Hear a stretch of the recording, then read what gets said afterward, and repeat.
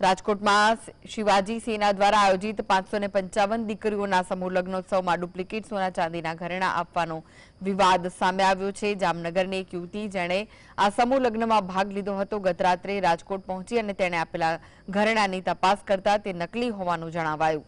યુવતીએ જણાવ્યું કે આયોજકોએ લગ્ન માટે 21,000 રૂપિયા અને મમરા માટે 1100 રૂપિયા ઉઘરાવ્યા હતા। આ મામલે લખતરની એક નવોઢાએ પણ રાજકોટ પોલીસને લેખિત ફરિયાદ કરી અને एयरपोर्ट पुलिस तपास शुरू करी। सोशल मीडिया पर पण आ घटना वायरल थई छे, जेमां शिवाजी सेना पर समूह लग्न नामे धंधो करवानो आरोप लगाव्यो छे।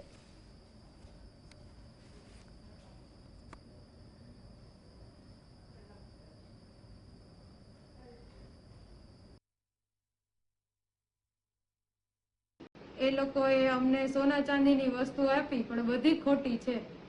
અમે લોકોએ એમને કીધું કે આ બધું ખોટું છે, તો એમને કીધું કે અમે બદલાવી આપશી એમ। તો અમે જામનગરથી રાજકોટ ધક્કો ખાધો। અમે જામનગરના છીએ।